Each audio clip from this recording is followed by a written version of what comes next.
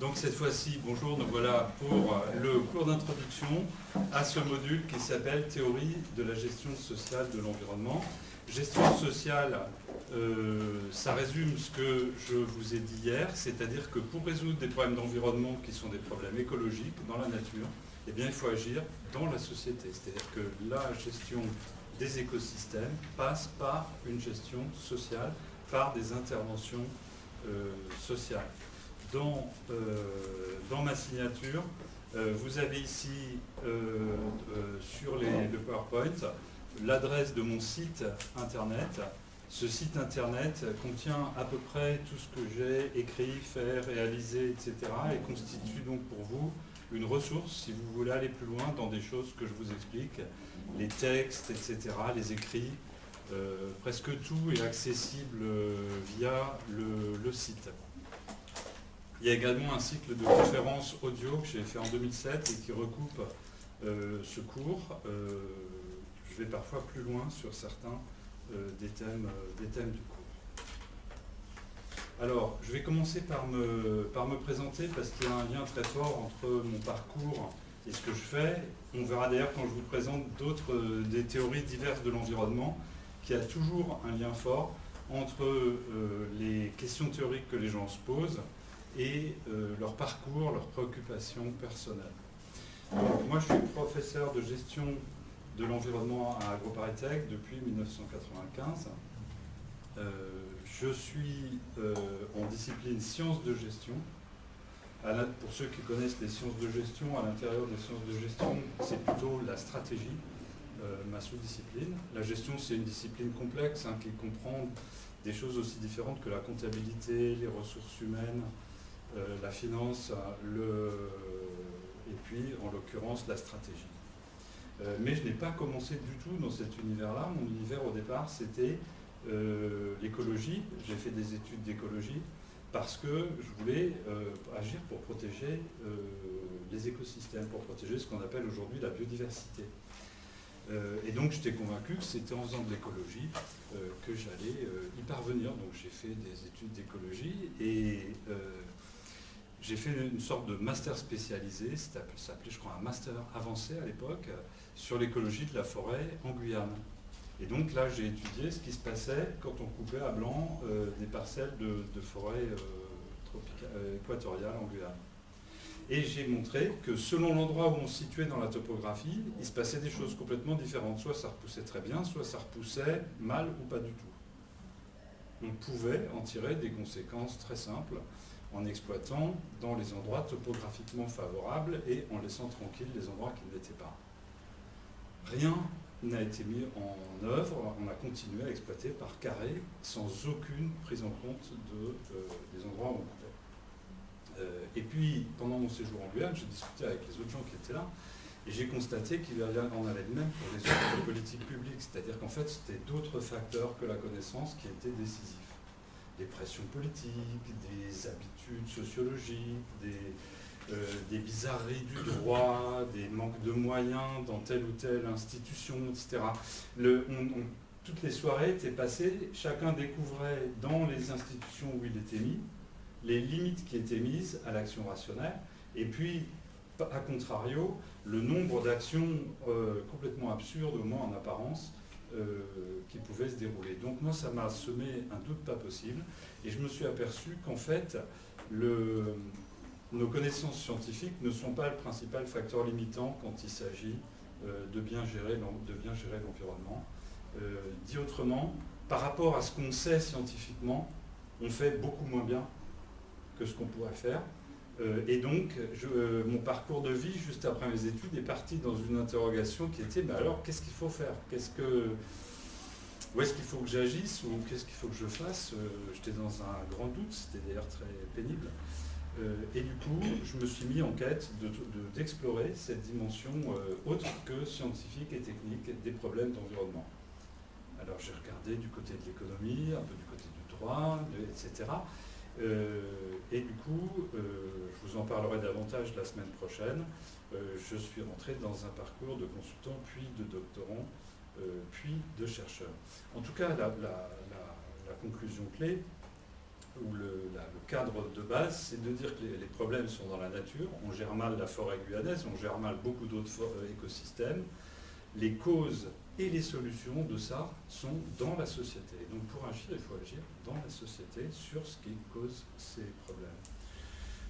À partir de là, j'ai en fait 3 grands domaines de recherche et d'enseignement. Le premier, c'est la théorie de la gestion environnementale. C'est précisément ce dont on va parler dans le cadre de ce module et du module sur l'analyse stratégique de la gestion de l'environnement. Mon deuxième domaine, c'est la négociation, l'étude des processus de décision et la concertation en matière d'environnement. Mon troisième domaine, c'est les théories et méthodes de la prospective. Donc, théorie et méthode de la prospective, ça, vous aurez un module animé par Benoît Labouze sur ce thème. Sur l'aspect négociation, processus de décision, vous aurez une entrée dans mes travaux, à la fois par le module sur la négociation et puis par le module sur la concertation. Ces 2 modules-là vont nous permettre de rentrer dans cette autre partie, dans cet autre domaine. Alors, quel est le but du module théorie de la gestion sociale de l'environnement? D'abord, c'est de vous faire comprendre en quoi ça pose des problèmes théoriques d'interpréter des situations de gestion environnementale. À quoi servent les théories? Pourquoi on a besoin de théories pour interpréter des situations de gestion environnementale? Après tout, ce sont des situations pratiques. Donc pourquoi on a besoin de théories? Deuxièmement, ces théories, elles vont nous donner des repères pour pouvoir nous orienter dans les débats sur l'environnement qui ont tendance à partir dans des directions multiples. Et le fait d'apprendre petit à petit à se repérer dans ces débats, dans ces controverses, etc., c'est évidemment une dimension clé d'apprendre à agir et à être stratège dans le champ de l'environnement. Alors, le programme du module, le module consiste en 6 séances de cours. La première, celle de ce matin, c'est l'introduction. On va aborder des questions telles que qu'est-ce que c'est qu'une situation de gestion de l'environnement, en quoi ça demande d'interpréter et de se donner des cadres pour interpréter la situation. Et puis, je vais vous parler des paradigmes d'action collective. Ensuite, dans les 4 séances suivantes, chaque séance va être consacrée à un cadre théorique très différent les uns des autres. Donc là, je les nomme juste. Cet après-midi, nous parlerons de la gestion patrimoniale. Lundi prochain, nous parlerons de l'analyse stratégique de la gestion environnementale. Mardi, nous parlerons de la théorie de la justification. Et jeudi matin, nous parlerons de la théorie de l'acteur réseau. Et puis, jeudi après-midi, ce sera la dernière séance de cours, je reviendrai sur une vue d'ensemble des théories qu'on aura passées en revue, et on verra aussi plus en profondeur comment discuter de ces aspects de cadrage théorique en sciences sociales et un certain nombre de notions qu'il est indispensable de comprendre pour se repérer là-dedans aussi. Enfin, il y a une journée de TD, et cette journée de TD, elle aura lieu 15 jours après le dernier cours. Là, on se mettra en petits groupes, vous étudierez des textes, et puis vous ferez une restitution. C'est d'ailleurs ce qui servira de base à la notation du module. Alors, je vais commencer par vous raconter un cas de gestion de l'environnement et on va voir ce qu'on peut en tirer. Alors, vous connaissez peut-être les sapajous. Qui voit ce qu'est un sapajou? Donc les sapajous, c'est des tout petits singes qui vivent dans la canopée des forêts tropicales, en Amérique du Sud, en Amérique centrale. C'est des petits singes très sociaux qui se baladent donc dans la cime des arbres.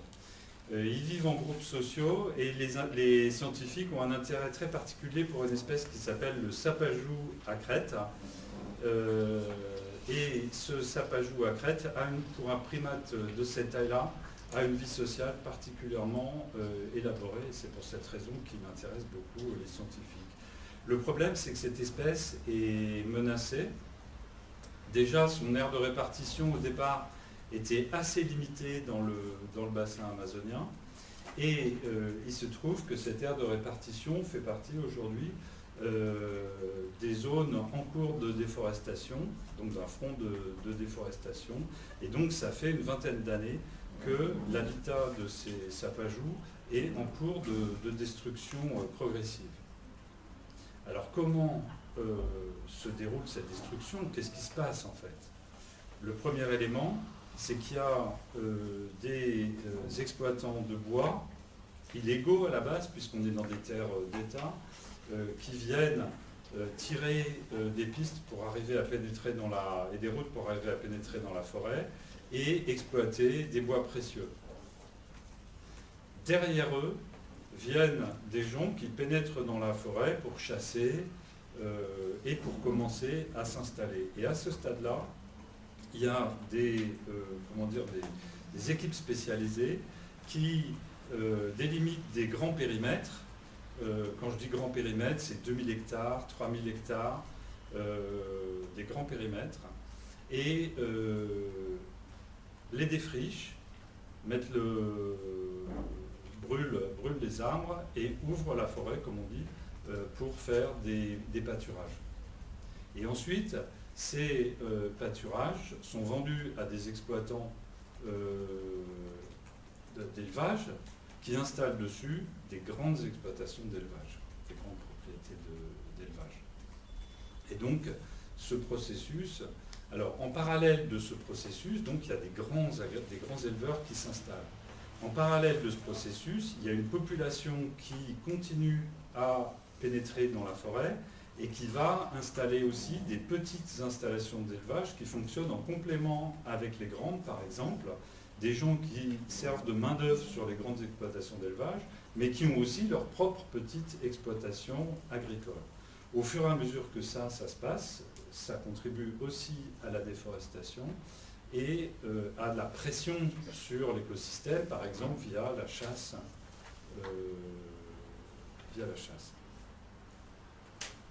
Donc, ce processus-là a détruit une grande partie de la forêt de l'habitat du sapajou à crête. Ceci dit, les autorités brésiliennes, il y a une vingtaine d'années, juste au moment où se déclenchait ce processus, ont créé une aire protégée qu'on appelle une réserve extractiviste. Qu'est-ce que c'est? C'est une grande zone qui a un statut de réserve, comme une réserve naturelle, à ceci près que les peuples autochtones qui habitent dedans, donc les Indiens d'Amazonie, ont le droit d'y habiter et d'y mener le mode d'exploitation traditionnel de la forêt qui était le leur. Ils ont le droit de chasser, de pêcher, éventuellement de pratiquer une toute petite agriculture, et puis ils ont le droit aussi de faire des activités de cueillette à but commercial, c'est-à-dire par exemple de ramasser des noix du Brésil ou des choses de ce genre-là. Donc ils ont le droit d'avoir une activité traditionnelle et de mener leur mode de vie ancestral dans le cadre de cette réserve extractiviste. Donc c'est un espace très vaste qui a été ainsi protégé par l'État brésilien. Le problème, c'est que depuis une dizaine d'années, il y a eu une sorte de scission dans la tribu d'Indiens qui habite la réserve extractiviste, et une partie de la tribu a vendu, illégalement bien sûr, à un marchand de bois de la grande ville la plus proche, le droit de venir exploiter la forêt dans la réserve extractiviste.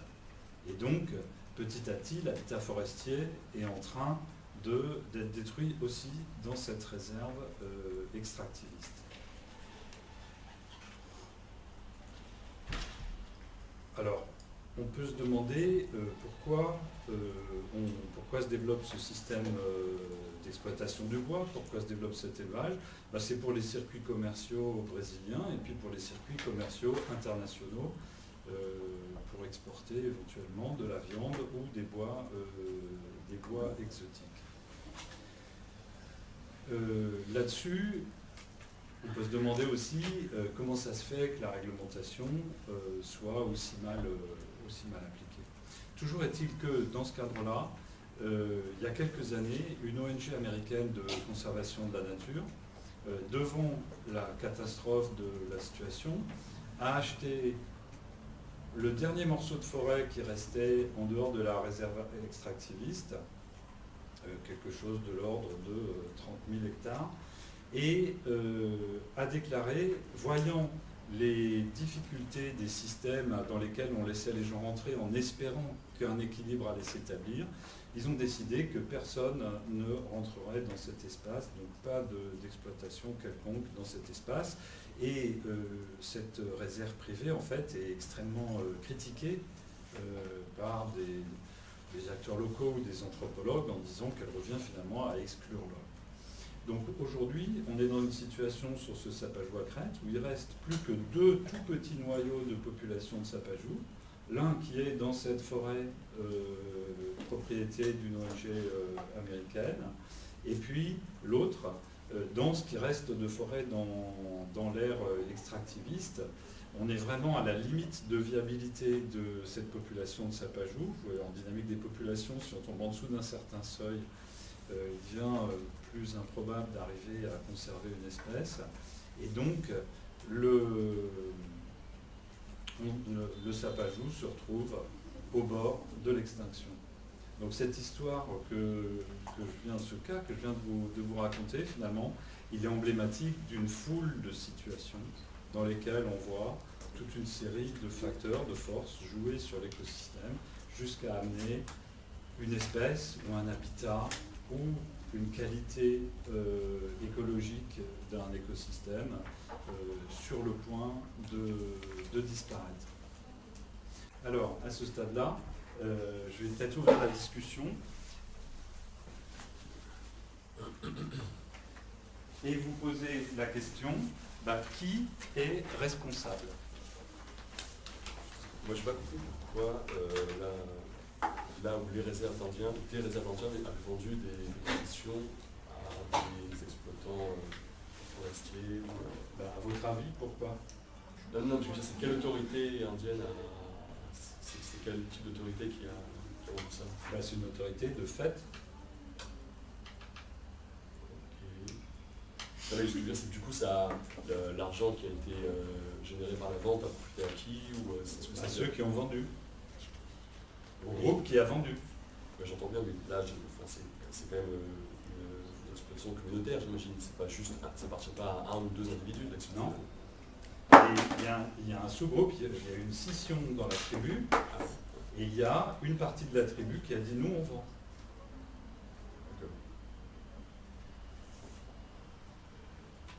Alors qui est responsable? Vous connaissez la chanson de Graham Allwright, qui a tué Baby Moore, qui est responsable et pourquoi est-il mort? C'est un accident de boxe où un boxeur meurt, on se demande qui est responsable. Alors là, la question est la même, qui est responsable? Alors là, ça triche un peu parce que vous avez les PowerPoint devant les yeux, donc, mais ne trichons pas. D'après vous, votre première réaction à chacun, c'est quoi? Qui est responsable de cette situation?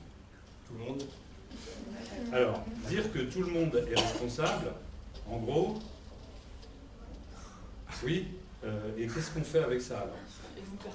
Voilà, dire que tout le monde est responsable, c'est dire que personne n'est responsable. Ça veut dire aussi qu'en termes d'action, qui agit sur qui? C'est pas clair. Donc pour agir, il faut identifier des gens qui sont la cause du problème et de manière à pouvoir cibler en fait. En premier lieu, c'est les exploitants de bois et ceux qui font des élevages d'animaux. D'accord.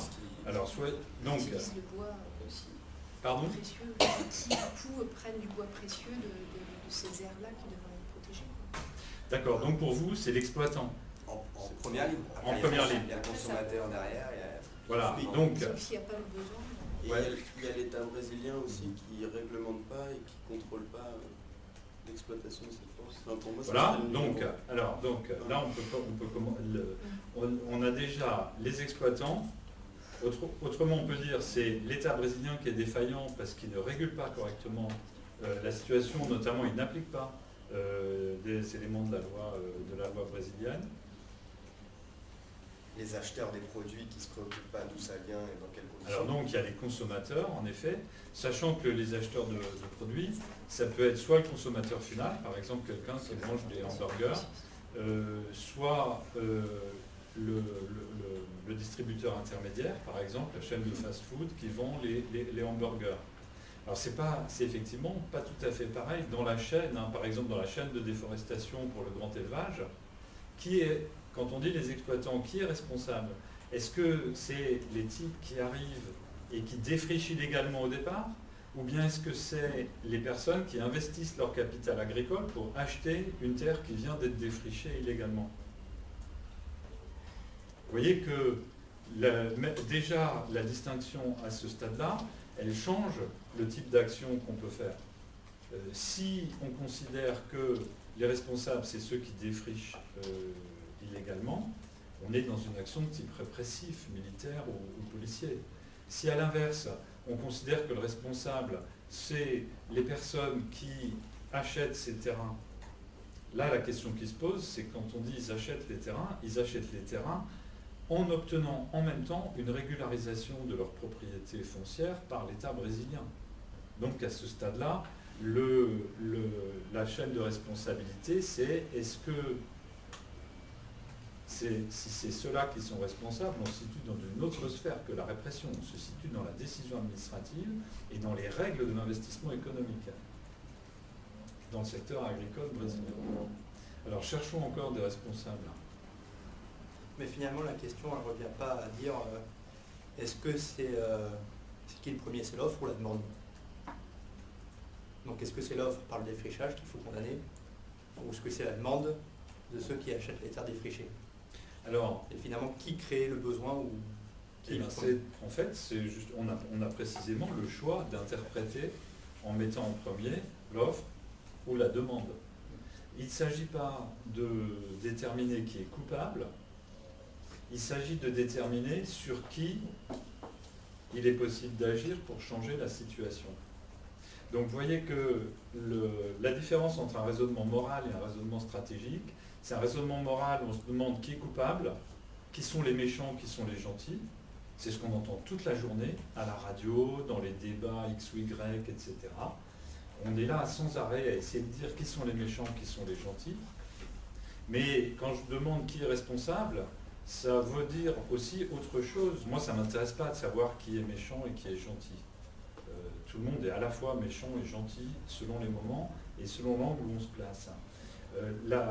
Moi, ce qui m'intéresse, c'est de savoir qui est responsable au sens de qui est la cause du problème et donc sur qui il faudrait agir pour changer la situation. Donc, si je reprends votre question d'offre et de demande, la question c'est est-ce qu'il vaut mieux agir sur l'offre ou sur la demande? Est-ce que vous avez des exemples d'actions sur l'offre ou d'actions sur la demande dans ces dossiers de déforestation dans les pays du Sud? Il y a l'huile de palme. Oui, mais l'action, oui, l'action. oui, mais alors d'action. Par exemple, sur les hamburgers en France, est-ce qu'on mange des hamburgers venus d'Amazonie? Quand vous allez dans une chaîne de hamburgers particulièrement bien connue, qu'est-ce qu'ils vous disent sur les hamburgers? D'origine France, Allemagne. Voilà, on vous dit la viande est d'origine France. Pourquoi? Parce que depuis 30 ans, il y a eu des campagnes extrêmement virulentes contre le fait que les consommateurs de hamburgers mangent de la viande d'Amazonie et que les grandes chaînes de hamburgers, au moins certaines, ont dit ok, on se sent sous pression, on ne va plus utiliser ce genre de viande pour les consommateurs français par exemple, parce qu'ils sont sensibles à ces choses-là. Ça, c'est des campagnes d'opinion qui ont eu lieu dans les années 80. Donc elles sont déjà oubliées, on ne se rappelle pas ça. De la même façon, sur l'huile de palme, aujourd'hui, il y a une forme de pression pour que justement les distributeurs mettent l'huile de palme clairement sur l'étiquetage. Voilà, donc il y a des questions d'étiquetage, de label, de choix de sources de produits. Donc là, on agit. Et en fait, les entreprises intermédiaires, elles peuvent jouer soit sur l'offre, soit sur la demande, en essayant d'exiger de leurs fournisseurs, par exemple, qu'ils fassent autrement. Puis la pression sur l'offre, ça peut être une pression réglementaire, ça peut être toutes sortes de choses de ce genre. Bon, mais il y a des responsables qui, pour l'instant, sont passés en dessous de votre radar, là. Pour vous, c'est que les exploitants, l'État et éventuellement le consommateur final. Comme les Indiens qui se passent. Ben oui, les Indiens qui ont vendu les droits à un exploitant de bois. L'État brésilien leur a fait une super réserve extractiviste et eux, ils disent non, c'est pas ça qu'on veut. Nous, ce qu'on veut, c'est rentrer dans le circuit commercial en gagnant de l'argent. Est-ce qu'ils sont responsables? Après, Pardon? Ils devraient avoir des devoirs, quoi, en tant qu'on leur donne une réserve, donc ils doivent avoir des devoirs. Ouais, mais si on leur demande leur avis avant de les mettre là. Oui, on va dire qu'on leur a demandé leur avis. Vous avez dit que la vente était illégale, donc dans ce cas-là, c'est l'État brésilien qui doit après prendre en justice la compagnie forestière qui a racheté cette parcelle. Voilà, donc il y a une défaillance. Alors dans l'État brésilien maintenant, l'État brésilien, c'est quoi cette entité, l'État brésilien? L'État fédéral. Ouais, c'est l'État fédéral, mais est-ce que c'est une organisation unique, l'État fédéral? Qui est responsable? Est-ce que c'est le fonctionnaire local qui a fermé les yeux devant l'exploitation forestière illégale qu'il constate? Celui-là, est-ce qu'il est responsable? Bah, si on juge que c'est un État quand même allègrement corrompu, je suppose que le niveau de responsabilité va du début à la fin en fait. Parce que... Alors ils sont tous responsables. Non, mais donc, essayons. Voilà. Mais enfin, en termes de chaîne, si le premier n'a pas vu, forcément celui d'au-dessus n'a pas vu, vu que l'information n'a pas été relayée. Donc le premier, l'information, elle a été relayée par des ONG, par la presse étrangère, etc. Donc, on va essayer d'ouvrir cette boîte noire qui s'appelle l'État brésilien et de différencier. Donc déjà, il y a la question, est-ce que c'est le fonctionnaire qui est responsable ou est-ce que c'est une institution qui est responsable, d'après vous? Les deux, Oui, bien sûr, mais focalisons sur le fonctionnaire. Est-ce qu'il est responsable? Jusqu'à quel point? non. Non, pourquoi? Parce qu'il y a de la corruption un peu partout et que les institutions n'y prêtent pas trop attention au Brésil.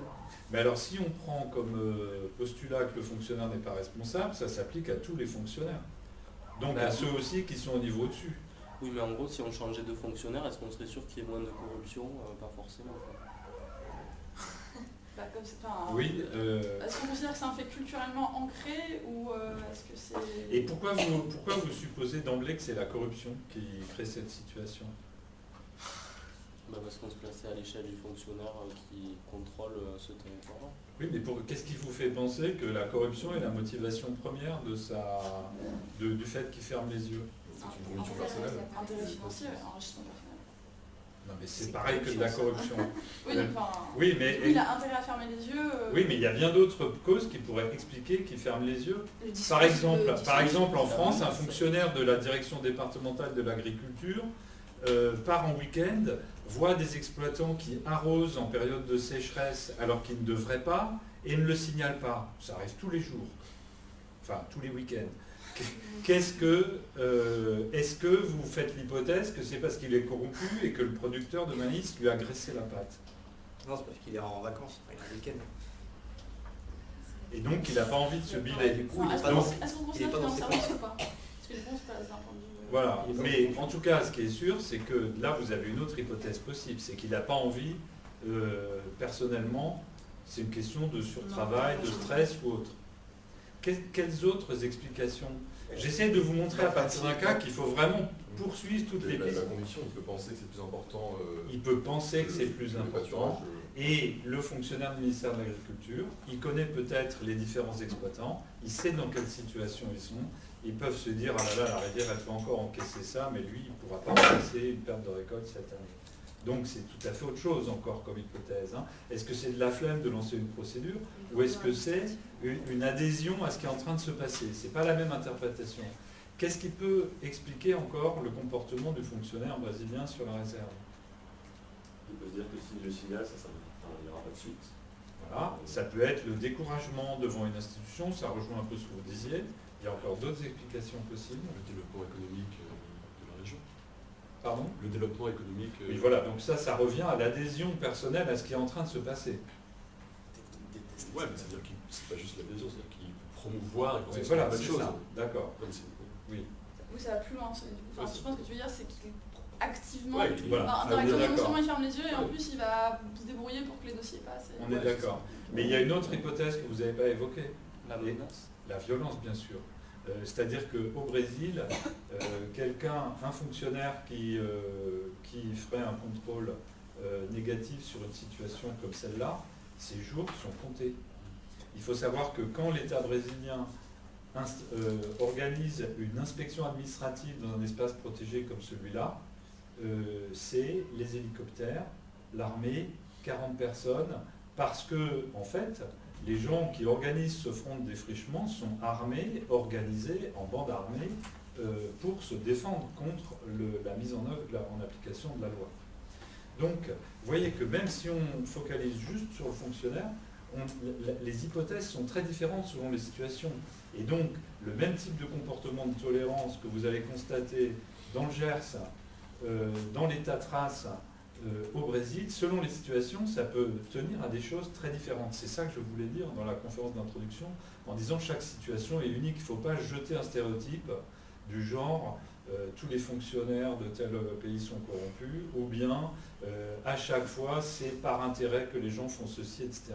Il faut vraiment regarder, étudier et se demander ce qui se passe. Parce qu'évidemment, les solutions ne sont pas du tout les mêmes. Si c'est la violence qui effraie le fonctionnaire, ce n'est pas du tout les mêmes solutions que si c'est la corruption ou si c'est la conviction personnelle. Par exemple, si c'est la conviction personnelle, on peut remplacer le fonctionnaire par un autre corps de métier qui a une autre formation, une autre sensibilité, etc. En revanche, si c'est la violence, vous pouvez remplacer. C'est très difficile de trouver des gens qui résistent à la violence. Ça arrive, hein, c'est le film le ressort du film Les Incorruptibles. Et du coup, question, comment est-ce qu'on fait pour trouver, est-ce que, du coup, si notre but c'est de trouver une solution, comment est-ce qu'on fait pour savoir si c'est du coup la violence, une adhésion personnelle, sachant qu'il est tout à fait possible que le fonctionnaire devant la personne qui va interroger dise ah bah non. Eh ben, c'est tout l'enjeu de l'investigation en sciences sociales, c'est d'aller sur le terrain, d'interroger les gens, de ne pas se contenter de ce qu'ils vous disent en première analyse, de recouper, d'essayer de recueillir par d'autres personnes des analyses sur les raisons des comportements des uns et des autres. C'est bien de ça qu'il s'agit. Hein. Il y a un problème d'interprétation, quelles sont les causes que j'envisage, et puis ensuite il y a un problème d'investigation. Quelles sont les causes qui sont réellement présentes sur le terrain, là où je suis, pas en général dans des stéréotypes, mais sur le cas que je vais étudier. On continue encore un peu à mettre le focus sur l'État brésilien. On sort un peu du fonctionnaire et on s'intéresse aux structures de cet État. Si on prend l'État, c'est quoi en fait en termes d'organisation et d'action pratique? Il est organisé comment? On oublie le côté fédéral du Brésil, ça se compliquerait trop. Mais l'État en tant que structure générale ou en tant qu'État brésilien? L'État en général, il s'organise comment pour agir? Du coup, Comment il est structuré? On considère que c'est une population, un territoire. Voilà, ça c'est la définition de l'État en général. Mais justement, moi je veux sortir de cette définition institutionnelle. Ce que vous venez de dire, c'est bien la définition institutionnelle d'un État. C'est un territoire, une constitution ou un corps de loi et des dirigeants identifiables. Mais la question c'est comment s'organise l'État pour agir. Si on part de l'idée que c'est un déficit d'action de l'État qui est la cause clé du problème, il faut qu'on se demande comment est organisée l'action de l'État sur ce genre de problème. Alors d'après vous, quel genre d'administration agit dans le dossier que je viens de vous résumer sur le sapajou? C'est un ministère certainement. Alors quel ministère? Un ministère de l'Agriculture. Alors il y a un ministère de l'Agriculture, qu'est-ce qu'il y a d'autre comme ministère? Écologie. Et il y a un ministère de l'Environnement, et donc le ministère de l'Environnement, c'est lui qui est chargé de la réglementation sur l'exploitation du bois, sur les réserves extractivistes, etc. Et le ministère de l'Agriculture, lui, il est chargé du développement agricole du pays. Alors, quelles sont leurs responsabilités respectives là-dedans? Ils ne sont pas forcément responsables, mais ils ont des intérêts divergents. L'agriculture, il a intérêt à assurer une sécurité alimentaire de la population du Brésil. Pourquoi vous parlez d'intérêt? Je ne saurais pas dire pourquoi, parce que c'est un terme mission. Voilà. Je pense que ce que tu veux dire par intérêt, c'est l'objectif du ministère. Voilà, L'objectif, voilà. oui. Oui. Comment dire, vous pouvez utiliser intérêt, mais intérêt, ça suscite l'idée qu'il y a une forme d'automatisme, de machiavélisme là-dedans. Ah, En fait, le ministère de l'Agriculture, sa mission, c'est de promouvoir l'agriculture oui, brésilienne. voilà, l'objectif. Et donc, intérêt ne me gêne pas, mais j'essaie de vous montrer la différence que ça fait selon qu'on dit le ministère de l'Agriculture a intérêt A, ou le ministère de l'Agriculture, sa mission c'est 2. C'est pas du tout pareil. Ouais. Encore, ça fait écho à des choses que je vous ai dites hier, hein, sur essayer de comprendre les autres acteurs en face. Et le ministère de l'Environnement, lui, sa mission, c'est de protéger la forêt. Ok ? Et donc, ce qu'on voit, c'est que l'État brésilien, là, il ne parle pas d'une seule voix. D'un côté, le ministère de l'Agriculture encourage cette déforestation, par exemple en incitant à régulariser la situation foncière des propriétaires qui ont défriché illégalement et qui, une fois qu'ils ont une exploitation agricole de fait, peuvent se voir reconnaître un type de propriété. Et puis, ils organisent aussi, le ministère de l'Agriculture aide aussi à organiser les marchés en aval, etc. Et puis de l'autre côté, il y a un ministère de l'Environnement qui est chargé de protéger. Donc l'État brésilien, il est là-dedans dans une contradiction. Et donc on peut se demander, est-ce que le responsable, c'est le ministère de l'Agriculture, parce que c'est lui le moteur de la déforestation, enfin il fait partie du moteur de la déforestation, ou est-ce que c'est le ministère de l'Environnement, parce qu'il ne constitue pas un frein suffisamment puissant? Il faut voir sur lesquels les pressions s'exercent et qui font qu'ils n'accomplissent pas leur objectif en fait. Ben, il y en a un qui accomplit son objectif, là, c'est le ministère de l'Agriculture. Voilà, donc est-ce que c'est des pressions positives qui vont s'exercer sur le ministère de l'Agriculture, ou est-ce que c'est des pressions négatives qui vont s'exercer sur le ministère de l'Écologie et de l'Environnement? Mais là, vous les voyez, d'accord. Donc là, vous pouvez les voir comme effectivement agis par des forces qui leur sont extérieures, par exemple des forces politiques, économiques ou autres. Oui, ou les forces de leur mission intrinsèques. Ah ouais, mais c'est pas pareil. Si vous voulez, c'est pour ça que je pointe justement. Oui, C'est pas la même chose de dire j'ai une mission. Si j'ai une mission, c'est moi la force. Vous voyez ce que je veux dire? C'est je suis à l'initiative pour ma mission. Je vais pas vous dire j'ai une mission et je subis. C'est pas la même chose de dire je ne peux pas faire appliquer la loi sur la réserve extractiviste parce qu'il y a des bandes armées qui me menacent ainsi que mes enfants, ou de dire c'est ma mission et j'ai pas envie de la faire. Vous voyez ce que je veux dire? Il y a une grande différence entre les forces extérieures qui s'appliquent sur vous et ce que vous vous êtes donné comme mission. Ce qu'on vous a donné comme mission. Je ne sais pas si c'est le cas, ce que je dis. Il y a deux formes de responsabilité, dans le sens où le ministère de l'Environnement, il est responsable parce qu'il n'est pas assez bon, il est même mauvais, mais l'agriculture, ils ont quand même légalisé des choses qui étaient illégales à la base, donc eux-mêmes sont allés contre les lois de leur propre État. Bien sûr, oui. Donc c'est limite plus, il y a une gravité plus forte dans l'attitude du ministère de l'Agriculture que juste du fait que le ministère de l'Environnement n'est pas suffisamment performant. Donc, là, Voilà. Et puis on peut aussi se poser la question, quand vous perdez face à quelqu'un qui est plus fort que vous, est-ce que ça veut dire que vous n'êtes pas performant? pas assez en tout cas. On ne vous appuie pas aussi assez au niveau C'est quoi cette ressource? Donc, alors là, on arrive à un autre aspect, c'est qu'un État fonctionne aussi sur la base d'arbitrage entre des départements qui ont des missions contradictoires. Donc, ce mécanisme d'arbitrage, il est au cœur du sujet.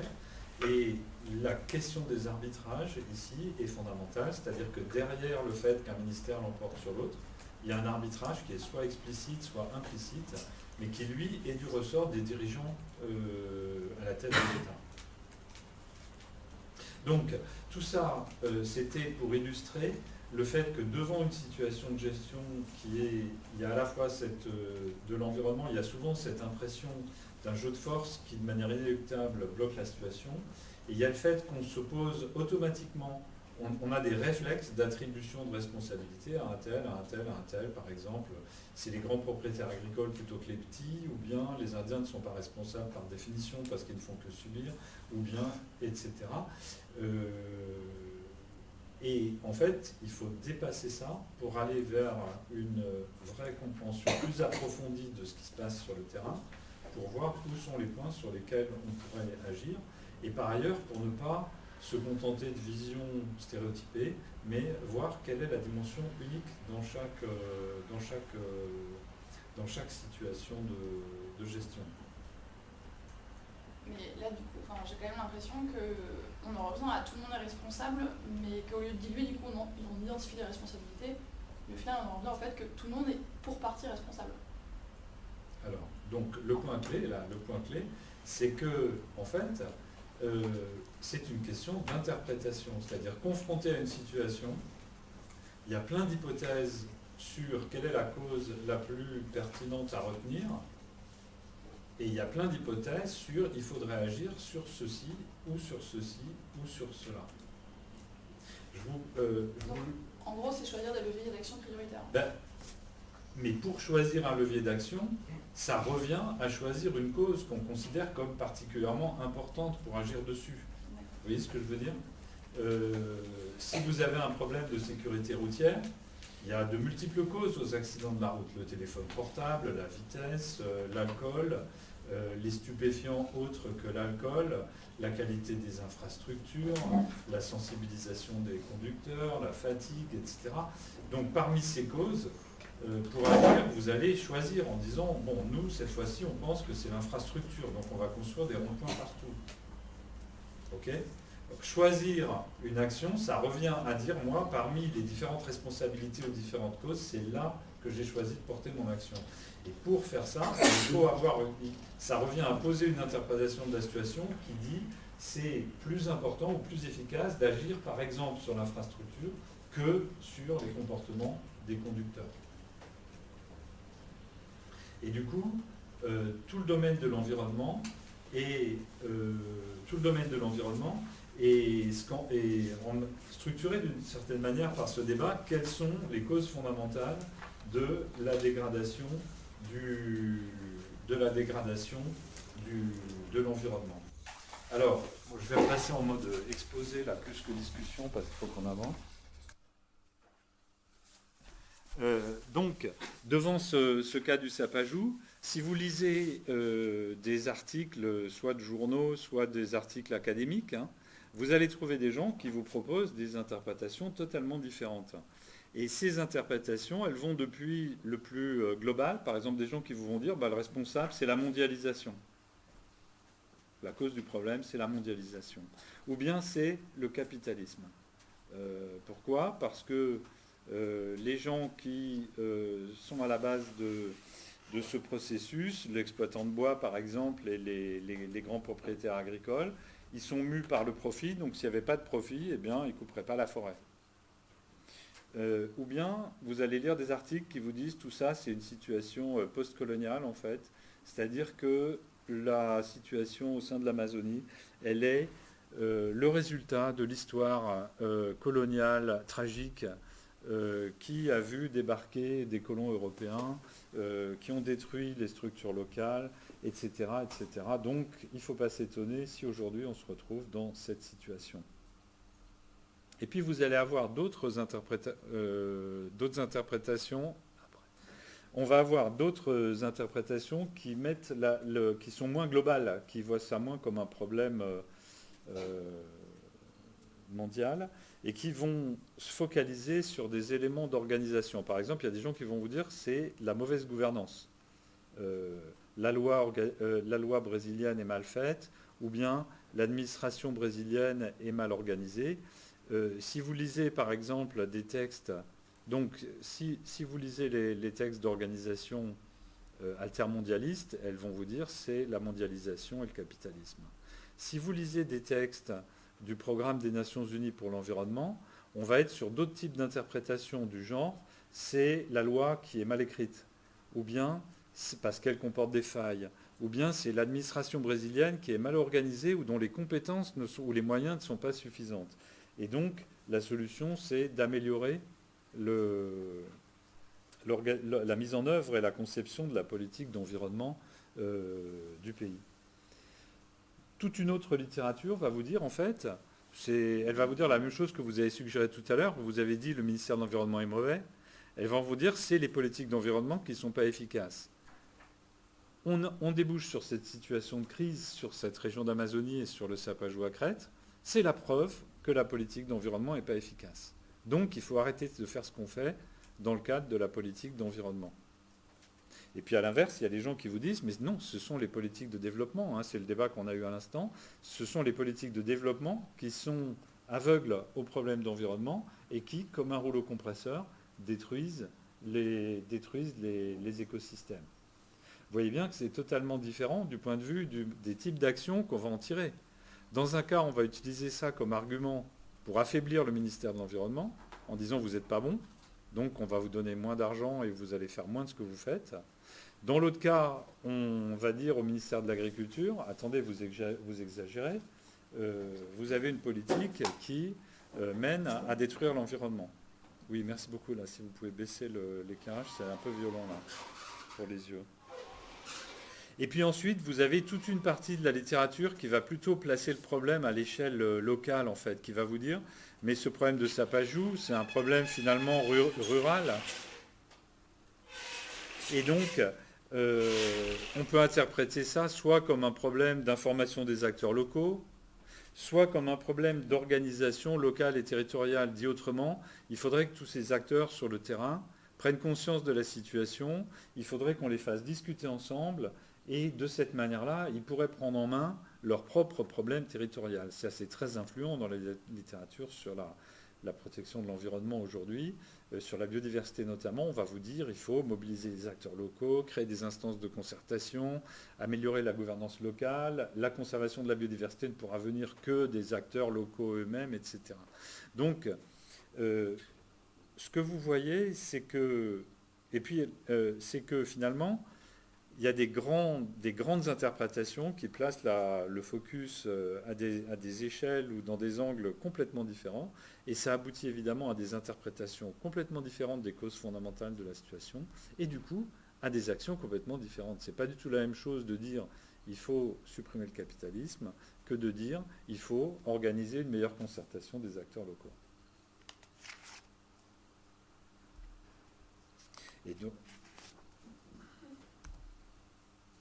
Et puis, je terminerai en disant que, pour finir le tour du débat, vous allez trouver aussi beaucoup de gens qui vont vous dire, mais au fond, ce problème de sapajou, c'est pas un vrai problème. Pourquoi vous nous embêtez avec cette histoire de sapajou ? Est-ce que le sapajou n'est pas un sacrifice qui est tout à fait légitime par rapport au fait qu'il y a des populations qui peuvent s'installer, vivre de leur agriculture au sein de l'Amazonie, etc.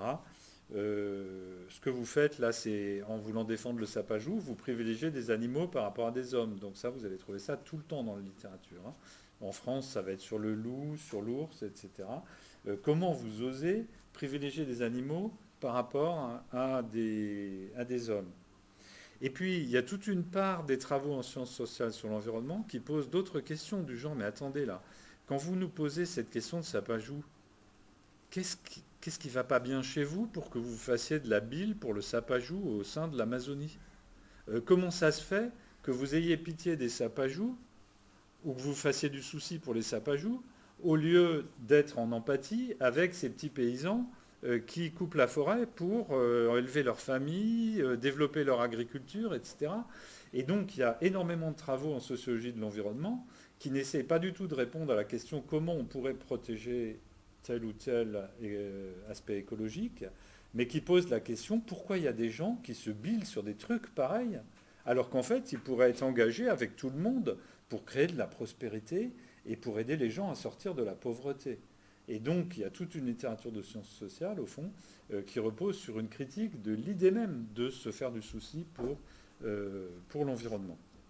Et donc, à l'extrême, vous trouverez des littératures qui vous disent que les gens qui veulent protéger les écosystèmes tropicaux, eh bien, c'est simplement un fantasme néocolonial, impérialiste et complètement inadmissible de la part de gens qui font passer leur plaisir esthétique ou moral avant les intérêts alimentaires, agricoles ou démographiques des populations locales. Donc il y a aussi toute une part de sciences sociales qui est là pour délégitimer l'action en faveur de l'environnement. Ce point-là est absolument crucial. On ne va pas y réinsister, parce que moi je vais revenir surtout dans le module sur des approches en sciences sociales qui sont utiles pour agir pour l'environnement, mais il y en a qui sont mobilisés contre l'action environnementale. Et puis ça pose un problème dont on va reparler dans la suite de cette séance, c'est de savoir si il faut considérer qu'un problème environnemental existe à partir du moment où tout le monde est d'accord sur le fait que c'est un problème, ou bien est-ce que si quelques personnes pensent que quelque chose est un problème, alors oui, on peut considérer que c'est un problème environnemental.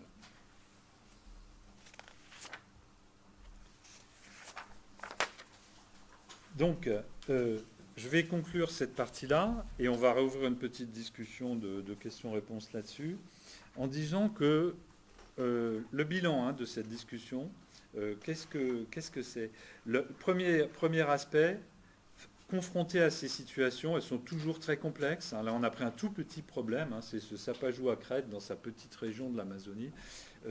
Déjà, on voit que c'est un système d'action très complexe. Sur ces systèmes, on peut faire beaucoup d'interprétations et d'analyses différentes, et elles sont en partie contradictoires entre elles. Ce n'est pas la même chose que de dire la faute c'est le capitalisme, ou bien c'est les acteurs locaux qui sont mal organisés. C'est contradictoire comme interprétation. Deuxièmement, un point clé, c'est que les lectures profanes et les lectures savantes sont homologues. Qu'est-ce que ça veut dire? Ça veut dire que quand vous prenez la littérature experte ou savante sur l'environnement, les thèses défendues sont identiques aux thèses qui sont exprimées dans un langage simple et populaire. Quand vous dites le ministère de l'Environnement est mauvais, la structure et l'angle d'analyse de votre discours sont identiques à un rapport de 200 pages du PNUE sur les défaillances de la gouvernance de l'administration environnementale au Brésil. Donc le débat théorique, il peut être traduit en termes super simples. C'est des perspectives très simples. Donc il ne faut pas se laisser aveugler par la technicité, le langage théorique, etc. Derrière chaque position académique ou experte sur l'environnement, il y a un point de vue très simple, du genre « les pauvres ne sont pas coupables » ou bien du genre « c'est la faute des intérêts commerciaux ». Okay ? Donc il faut savoir enlever un peu toute l'épaisseur du discours scientifique ou académique. Troisième point clé, les propositions d'action ou les propositions pour ne rien faire, parce qu'elles sont très fréquentes dans le champ de l'environnement, sont liées aux lectures théoriques. Autrement dit, ce que vous proposez de faire est très lié aux interprétations que vous proposez de la situation. Or, il est clair aussi que les propositions d'action sont liées à des intérêts particuliers, des intérêts de corporation, des intérêts de secteurs d'activité, qui sont les intérêts des acteurs de terrain ou des auteurs. Par exemple, si vous dites il ne faut pas le développement agricole dans cette partie de l'Amazonie est inéluctable, tout ce qu'on peut faire, c'est conserver un certain nombre de forêts protégées pour garder des échantillons de l'écosystème. Cette proposition d'action, elle est liée au fait que je ne veux pas porter atteinte aux intérêts des agriculteurs déjà installés dans le secteur. Mais donc, par transitivité, puisque les propositions d'action sont liées à des intérêts et que les propositions d'action sont liées à des interprétations théoriques, eh bien, les interprétations théoriques sont directement liées à des intérêts. Dit autrement, quand vous lisez des débats académiques ou experts ou médiatiques sur l'environnement, les gens disent « mais non, la vraie cause, c'est ceci ». En faisant ça, ils défendent de manière sous-jacente une lecture, mais aussi des propositions et donc aussi des intérêts à agir ou à ne pas agir. D'où l'importance absolument fondamentale de bien comprendre ces débats théoriques, parce que c'est en grande partie à travers eux, dans ces débats d'idées et de cadrage sur les questions d'environnement, que se joue la confrontation des forces qui va déboucher ou pas sur une bonne prise en charge de l'environnement. Alors peut-être une petite séance de questions. Hop. Donc là, c'est si vous avez des questions de compréhension ou de réaction, etc., pour bien voir ce que j'ai dit. Alors vous étiez en attente depuis tout à l'heure. Oui, parce que du coup, la question, vous avez parlé des causes historiques. Ouais. Donc, c'est un peu comme de dire l'esclavage en Guadeloupe, c'est un problème, mais du coup, comment on agit sur une cause historique?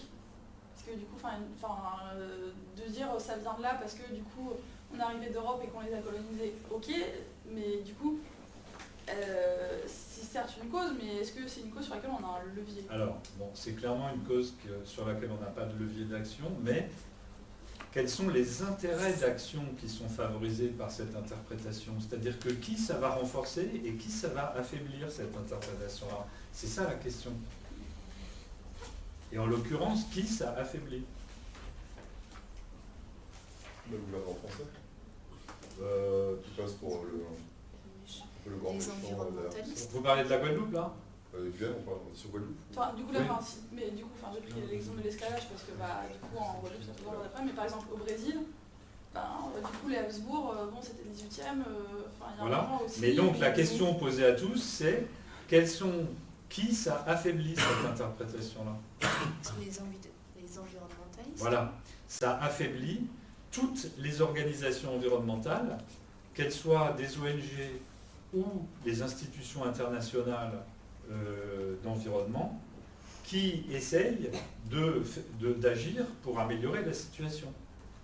Donc, on voit bien que le fait de choisir une interprétation qui délégitime l'action pour la protection de ces écosystèmes des pays du Sud est bien quelque chose d'extraordinairement stratégique, justement parce que ça rend l'action illégitime. Là, on a un exemple parfait de la chaîne interprétation, action, intérêt. J'ai une interprétation qui rend impossible l'action en disant il n'y a pas de levier puisque la cause est ailleurs, et qui en plus délégitime l'acteur et donc paralyse l'action. Parfait. On voit bien là à qui profite ou peut profiter cette interprétation. Ouais. Vous avez une question? Moi j'avais une question, vous avez dit qu'elles étaient contradictoires, mais elles ne le sont pas toujours en fait. Non, elles ne le sont pas toujours, elles sont potentiellement contradictoires. D'accord. Donc, Elles ne le sont pas toujours. Oui. Le levier d'action peut se faire à différents niveaux. Exact, mais pas à tous les niveaux en même temps. Hein. C'est-à-dire que vous ne pouvez pas dire à la fois il faut responsabiliser les propriétaires privés et c'est la propriété privée la cause de tous les maux sur les écosystèmes brésiliens. Là, il faut choisir. Hein. Il faut choisir entre donner plus de responsabilité aux propriétaires privés en les encadrant ou bien renationaliser les terres. Vous voyez ce que je veux dire? Il y a des contradictions de fond Oui. parmi ces différentes interprétations. Elles ne sont pas systématiquement contradictoires.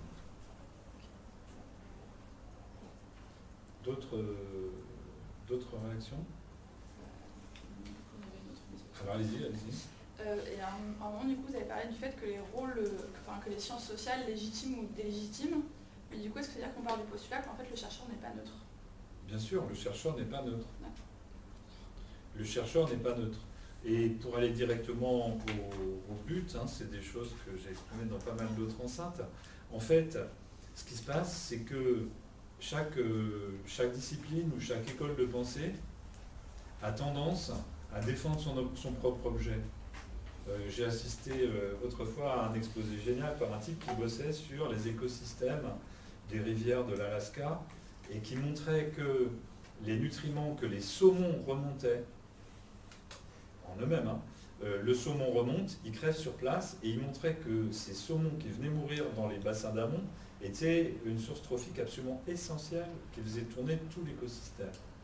Et il en concluait, c'est super important de protéger cette migration des saumons. Tout chercheur a tendance à épouser la cause de son objet, que cet objet soit humain ou non humain. Et les chercheurs en sciences sociales qui travaillent sur les agriculteurs, par exemple, ils ont tendance à épouser la cause et les intérêts agricoles, y compris contre l'environnement, quand la tendance de ces acteurs, desquels ils sont proches, est une tendance opposée à l'environnement. Et comme les sciences sociales sont organisées beaucoup par chercheurs qui sont proches de tel ou de tel ou de tel ou de tel groupe qui a des problèmes avec l'action en faveur de l'environnement, ben, il y a énormément de chercheurs en sciences sociales qui considèrent que leur mission est de défendre tel ou tel ou tel groupe contre les actions destinées à protéger l'environnement. Alors c'est dit avec plus ou moins de diplomatie ou de subtilité. Quand c'est dit avec peu de diplomatie, ça revient à expliquer que le service des parcs nationaux de tel pays est une organisation fasciste. Là, je fais référence à un exposé bien réel dans un séminaire du Muséum il y a 1 an et demi. Quand c'est expliqué avec plus de subtilité, c'est expliqué en disant les vrais protecteurs de l'environnement, ce sont tel et tel groupe, etc. Et c'est quand même dommage qu'on les empêche de protéger l'environnement comme ils le voudraient, à coup de mesures administratives ou d'injonctions et d'initiatives unilatérales. Hein. Donc ça, là, c'est dit avec plus de subtilité.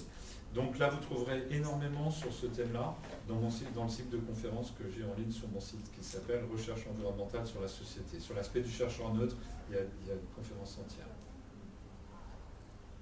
Donc non, les chercheurs ne sont pas neutres. On peut d'ailleurs séparer la chose de deux manières. Hein. On peut évaluer ça par les effets de ce qu'ils disent. Les effets ne sont pas neutres, donc le chercheur n'est pas neutre. Mais on peut aussi voir ça subjectivement, c'est-à-dire est-ce que le chercheur a une intention. Donc je ne dis pas que le chercheur a toujours une intention. En revanche, il est toujours responsable des effets que produit sa recherche. Ça aussi, on le rediscutera dans la séance finale du présent module. Comment on peut être responsable des résultats d'une recherche qu'on n'a pas encore menée? Du coup, on ne sait pas où ça mène. Non, je parle... oui, ben, si on est responsable de ce qu'on fait.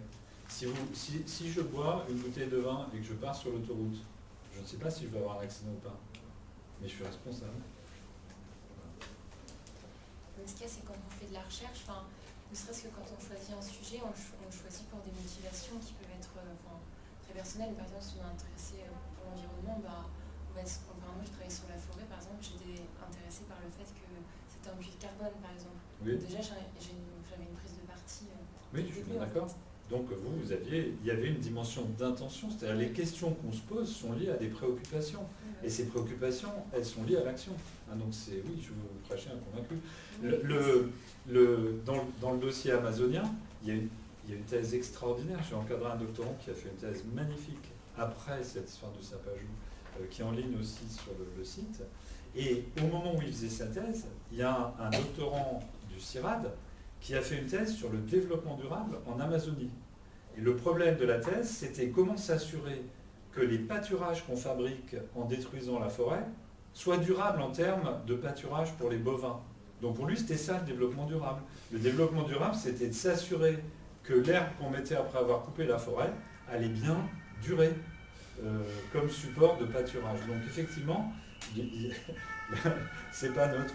C'est pas neutre de considérer comme développement durable soit la protection de la forêt contre la défriche, soit le fait de s'assurer que la défriche permet vraiment d'avoir du bovin durable de bonne qualité pendant longtemps.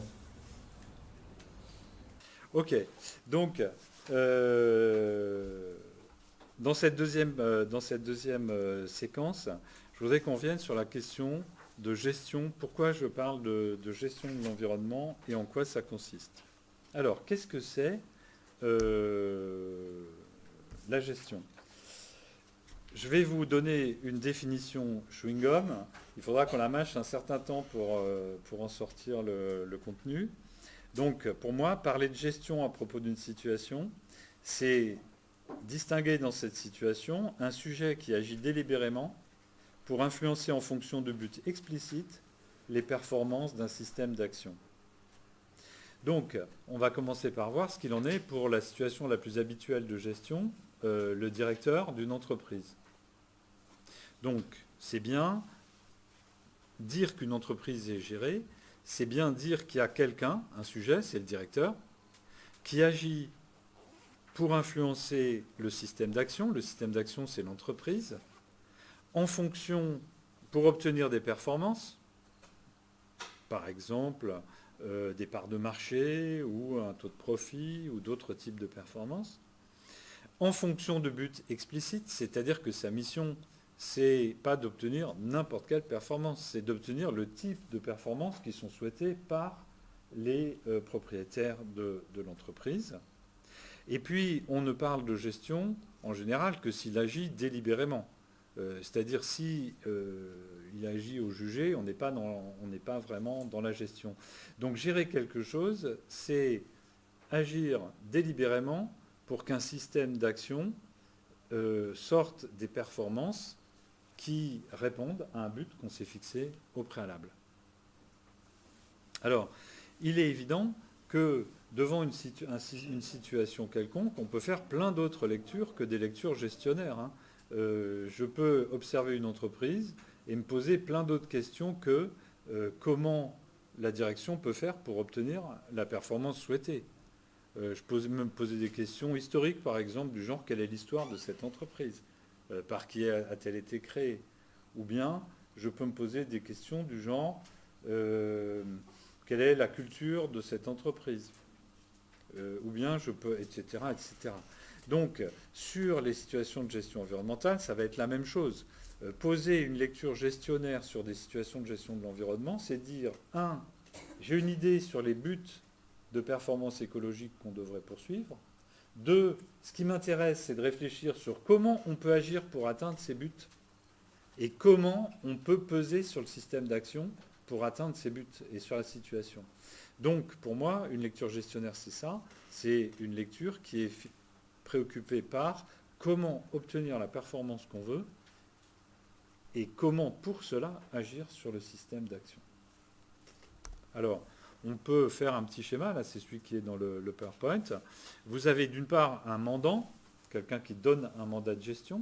Donc a priori le mandant, c'est lui qui précise quelles sont les performances attendues. Vous avez un gestionnaire, celui qui a reçu le mandat de gestion. Et puis il va poser des actes de gestion sur le système qu'il gère. Et puis on va obtenir un output, et cet output, si tout s'est bien passé, c'est les fameuses performances. Il va répondre aux fameuses performances qui sont demandées de lui. Bon, jusque-là, ça n'ajoute rien par rapport à la définition, sauf de la convertir en graphique. Dans le champ de l'environnement, je vous donne un exemple concret. Le schéma théorique de la gestion des forêts publiques en France. Donc, en France, les forêts publiques, elles appartiennent à un propriétaire public. Donc, ce propriétaire, c'est soit l'État, quand on parle de forêt quand on parle alors de forêt domaniale, soit des communes, on parle de forêt communale, soit éventuellement, depuis moins longtemps, d'autres types de collectivités, des régions par exemple, peuvent posséder des forêts. Ces propriétaires sont obligés de confier un mandat de gestion, je simplifie, hein, mais dans le modèle classique, sont obligés de confier la gestion à l'Office national des forêts. Et donc, il y a une sorte de mandat de gestion qui dit, voilà, nous, la commune Intel, on mandate l'ONF pour gérer notre forêt et on leur donne tel objectif de gestion, objectif qui est évidemment négocié avec l'Office national des forêts. À partir de là, l'Office des forêts gère la forêt. Qu'est-ce que ça veut dire ? Il pose un plan d'aménagement de la forêt, c'est-à-dire à long terme, sur 20, 30, 40 ans, voilà les objectifs qu'on fixe à la gestion de cette forêt. Par exemple, l'objectif de cette forêt, ça va être d'aller plutôt de sortir de l'épicéa, parce que le changement climatique risque de faire que les épicéas meurent lors d'épisodes de sécheresse et de chaleur, pour convertir cette forêt davantage en une forêt de feuillus, choisie pour résister éventuellement à des épisodes climatiques. Et donc, voilà comment on va faire sur 30 ou 40 ans dans la gestion de cette forêt. Puis ensuite, il y a un programme de travaux. Et puis, l'Office gère la forêt, il coupe les arbres, il construit des pistes, etc. Il vend le bois. Et puis, à la fin, on regarde si ça a rempli les objectifs. Est-ce que ça a rentré l'argent qu'on voulait pour le propriétaire ? Ou est-ce que ça n'a pas coûté plus cher que prévu pour le propriétaire ? Et puis, est-ce que, oui ou non, la forêt est dans l'état souhaité ? Donc là, on se dit, c'est formidable. On a un modèle de gestion très simple. Il n'y a qu'à confier l'écosystème à un gestionnaire, et puis le gestionnaire va le gérer, et puis ça va être bon. Mais vous voyez bien que c'est d'ailleurs le raisonnement qui est appliqué par analogie dans un livre formidable qui s'appelle Sustainable Development of the Biosphere de 1986, qui est vraiment un livre pionnier de Clark et Munn. Et dans le texte de Clark d'introduction, il nous dit voilà, les humains ont aujourd'hui une telle influence sur la planète que c'est comme si elle était notre jardin. Nous sommes au fond les jardiniers de la planète puisque nous sommes la force principale d'aménagement. Et donc la question est de savoir quel est le jardin que nous pouvons obtenir et quel est le jardin que nous voulons. Et donc il nous dit avec cette comparaison, l'humanité est propriétaire d'un jardin qui s'appelle la planète. Donc il va falloir la gérer comme un jardinier gère un jardin. Donc c'est ça, le modèle sous-jacent de la gestion, c'est ça. Il y a quelqu'un qui donne un mandat de gestion, on se donne une responsabilité, on confie la gestion opérationnelle et on espère atteindre une performance. Okay ? Jusque-là, tout est simple.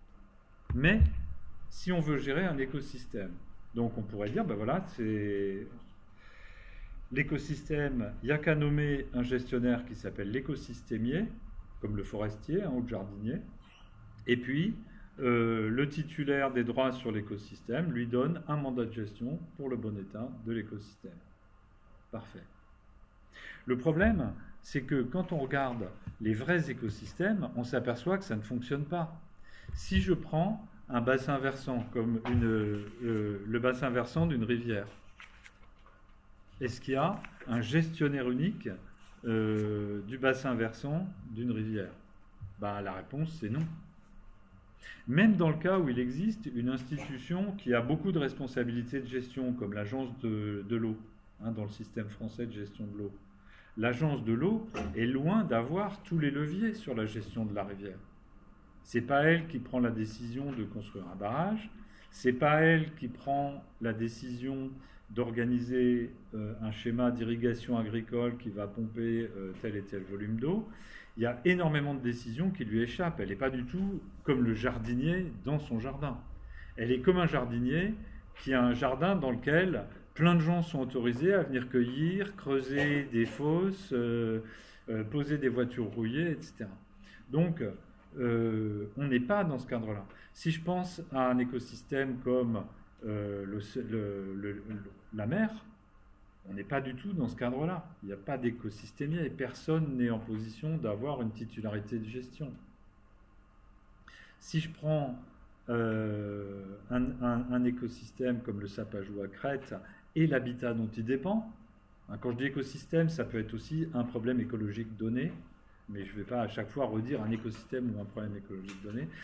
Si je prends l'écosystème Sapajou et son habitat, il n'y a pas un gestionnaire. On arrive à se ramener à cette situation dans le cas de l'ONG privée qui achète une forêt, elle gère sa forêt, mais ce n'est pas à l'échelle de la population de Sapajou et de son habitat, là ça n'est pas possible.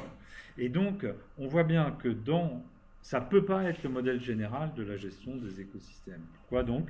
Parce qu'il y a de multiples acteurs, il n'y a pas un acteur qui possède un mandat de gestion suffisamment fort, il n'y a pas non plus un titulaire qui posséderait une légitimité suffisante pour imposer un mandat de gestion sur l'écosystème. Et puis, il y a un deuxième problème, c'est que l'écosystème, il est rarement aussi bien délimité qu'une forêt publique ou qu'un jardin. Le jardin et la forêt, ils sont délimités non seulement par la propriété privée, que ce soit la propriété privée de l'État pour la forêt domaniale, ou la propriété privée du propriétaire du jardin, mais ils sont aussi flous dans leurs limites. Si vous prenez l'estuaire de la Seine comme un écosystème, il est interdépendant du fleuve la Seine, du système de navigation maritime qui va déterminer l'évolution du port du Havre, etc., etc. Donc c'est des systèmes plus ou moins imbriqués, et donc on va essayer de gérer des écosystèmes qui sont eux-mêmes en interaction avec d'autres écosystèmes, donc on est dans une situation beaucoup moins simple que celle du jardinier. Et puis ils sont non seulement imbriqués, mais ils sont aussi controversés. C'est-à-dire que tout le monde n'est pas d'accord pour voir les mêmes enjeux. Et donc il y a un énorme débat sur qu'est-ce qui est important dans l'écosystème et quels sont les mandats de gestion à donner. Je donne juste un exemple qui est le carbone. Qu'est-ce qui est important dans les forêts françaises? Est-ce que c'est leur capacité à stocker le carbone ou leur biodiversité? Ben, ce n'est pas du tout pareil. Hein. Selon que vous adhérez plutôt à l'un ou à l'autre de ces affirmations, vous ne donneriez pas du tout le même mandat de gestion sur les forêts. Donc, du coup, on ne peut pas se ramener de manière simple, au cas du gestionnaire qui va prendre les mesures pour gérer l'écosystème. Et donc, quand je parle de gestion environnementale, ça revient à dire la chose suivante. Est-ce que il faut pour autant, on ne peut pas se ramener à la situation simple du gestionnaire de l'écosystème. Est-ce que pour autant, il faut abandonner la logique de gestion, c'est-à-dire l'idée qu'on va raisonner en se disant je pars d'un objectif écologique, je me demande comment agir pour changer la performance écologique, l'améliorer pour atteindre cet objectif. Est-ce qu'il faut abandonner ce raisonnement-là parce qu'on ne peut pas se ramener au cas simple où il y a un gestionnaire clairement désigné de l'écosystème? Donc tout le pari de nos analyses ici, qu'on va suivre dans le cours, il consiste à dire non, ce n'est pas la même chose. On va garder le raisonnement qui consiste à vouloir poser des objectifs sur la qualité écologique et agir pour obtenir cette qualité écologique, mais on va se demander comment on peut faire fonctionner ce raisonnement et cette action dans un cadre d'organisation qui est infiniment plus complexe que le cadre simple dans lequel il y a un seul gestionnaire qui a un mandat clair pour gérer un objet écologique. Comment on va se ramener de ces systèmes imbriqués et controversés à des situations où on arrive à interpréter la complexité organisationnelle de la situation comme quelque chose où on peut quand même intervenir en gestion. Alors, j'allume la discussion et on discute. Voilà, du coup, l'intervention, nous, si on cherche à comprendre le système imbriqué et tout ça, il faut intervenir avec un seul objectif. Du coup, en prenant parti, par exemple, en parlant du carbone, on va essayer de comprendre la complexité, mais nous, derrière, pour protéger ce qu'on a envie de protéger, et on ne pourra pas arriver de manière globale en essayant de trouver un comprendre. Donc ben là, ce que vous posez, c'est exactement les bases de l'analyse stratégique de la gestion environnementale. Hein, c'est mes travaux depuis 25 ans. C'est ce que je vous présenterai la semaine prochaine sur l'analyse stratégique de la gestion environnementale. Donc il y a effectivement une solution qui est de dire, en fait, on peut raisonner à partir d'un objectif et à partir de là, analyser les conditions organisationnelles, même si elles sont très complexes, dans lesquelles on peut agir pour atteindre cet objectif. Donc ça, c'est le raisonnement sous-jacent de l'analyse stratégique de gestion environnementale. Il y a d'autres types de réponses, et donc d'autres perspectives théoriques apportent d'autres types de réponses. Est-ce que vous voyez d'autres types de réponses qu'on peut apporter? Je ne vais pas répondre exactement à la question, mais moi, si on n'arrive pas avec justement l'objectif en tête en premier, on va se retrouver coincé dans la complexité des choses et on va vite bloquer sur... J'entends bien. Je vous reçois 5 sur 5. Mais est-ce qu'il y a des manières d'envisager de faire autrement? Moi, je fais comme vous dites, mais il y a d'autres qui font autrement. C'est ça qu'on va voir à travers ces théories. C'est des réponses différentes à la même question. Quel type de raisonnement sur l'organisation de la gestion des écosystèmes permet de réfléchir à la question du lien entre ce qu'on peut faire pour atteindre des objectifs? Qu'est-ce qu'on peut faire? Quel serait un autre réflexe que celui-là devant cette situation de système imbriqué et multi-acteurs et controversé? Est-ce qu'on va rassembler tous les acteurs, discuter, puis on va se concilier sur différents objectifs communs? Voilà, donc une autre manière d'essayer de se ramener à une situation de gestion, ce serait de créer une discussion pour discuter des objectifs de gestion et de créer une discussion pour diagnostiquer la situation, etc. Vous voyez que c'est deux réponses tout à fait différentes. Mais les deux sont bien audibles, hein. Et donc, en fait, c'est bien des réponses de ce type que vont apporter les différentes théories qu'on va voir dans le cadre du module. Moi, ce qui m'intéresse, c'est de regarder quelles sont les différentes théories possibles qui permettent de dire je comprends la question d'un objectif ou d'un souci environnemental, je comprends la complexité, le côté multi-acteurs, imbriqué et controversé, je vais proposer des analyses sophistiquées de la manière dont s'organise la gestion de système qui vont permettre de tenir des raisonnements avec des objectifs et des actions dans ce cadre-là. Il y a plusieurs grands types de raisonnements possibles, on en a deux qui sont bien différents l'un de l'autre. Et celui que vous venez de résumer, c'est celui qu'on va voir cet après-midi avec la gestion patrimoniale. Celui que vous avez résumé, c'est celui de l'analyse stratégique de la gestion environnementale. D'autres remarques à ce stade ?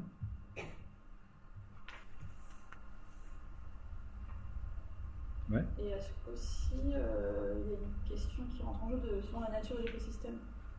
On va dire, du coup, de gérer un écosystème forestier, c'est pas juste de gérer un écosystème d'eau ou de mer d'eau profonde. Et du coup, est-ce que ça change quelque chose dans le début de l'analyse par rapport aux acteurs ou pas ? Ben oui, je pense que oui. Je pense qu'on pourra avoir cette discussion au fur et à mesure des cadres théoriques.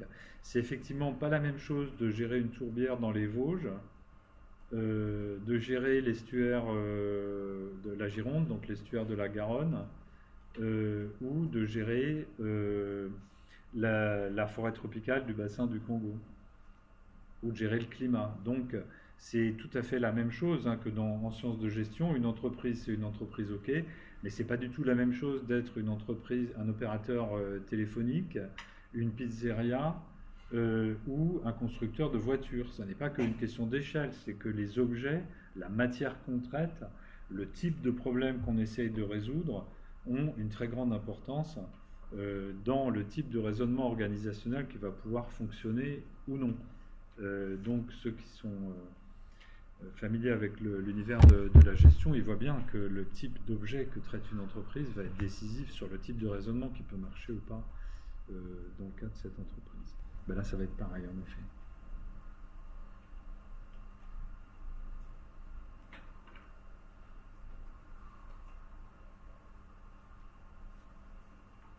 Pas d'autres questions ? Du coup, Ouais. juste les objectifs, du coup, il y aura la différence entre les acteurs. Je pense Voilà. que le type des acteurs et les objectifs. Voilà. Enfin, selon les acteurs, est différent. Et comment on se dit, nous, cet objectif-là qu'on veut mettre en avant.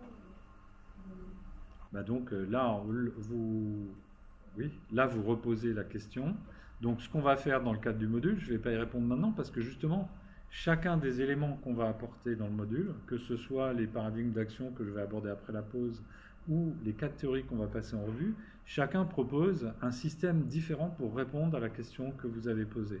Et d'ailleurs, on vient d'entendre deux réponses différentes avec ce que vous avez posé. Vous avez dit, je choisis un objectif et je reprends le raisonnement à partir de là. Et vous avez dit, je rassemble les acteurs pour qu'on négocie autour d'un objectif. C'est deux types de réponses, il y en a d'autres, à la question que vous avez posée. Et du coup, sur la négociation pour le climat, par exemple, on a l'impression que c'est un peu les deux, parce qu'ils ont un objectif c'est clair. Oui. Et en même temps, ils vont négocier pour arriver à j'ai l'impression que c'est un peu... Ils ont revu l'objectif à la hausse. Sur le climat, la nature de l'objectif dans le cadre de la Convention climat est claire. C'est de limiter le changement climatique. Donc la discussion, elle ne porte que sur le niveau d'objectif dans le cadre de la Convention climat. Là où les choses se compliquent, c'est qu'en fait, les mêmes acteurs qui sont autour de la table dans la Convention climat poursuivent dans d'autres cadres d'autres objectifs.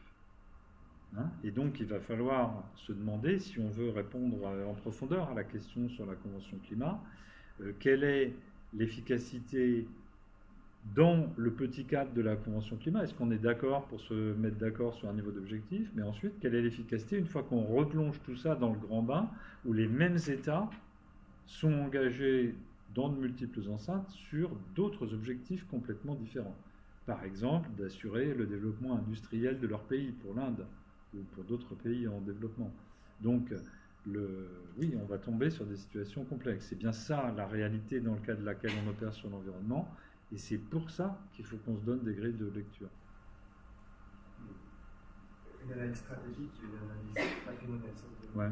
C'est pas forcément opposé, c'est-à-dire qu'il peut y avoir une analyse stratégique au cœur d'un groupe de discussion. Ben, jusqu'à un certain point. On peut avoir l'approche d'un objectif et d'arriver après à mettre les gens autour de la table avec notre approche d'un objectif et à entendre les arguments et de finir par un objectif commun où on aura peut-être un peu de nos par rapport à notre objectif. Alors, donc ça, là je vous propose qu'on prenne cette discussion une fois qu'on aura plus d'outils, qu'on aura mis sur la table différentes approches théoriques, etc. Et là, on aura beaucoup plus d'outils pour avancer dans cette discussion. Donc, je vous propose qu'on fasse la pause, si vous voulez bien.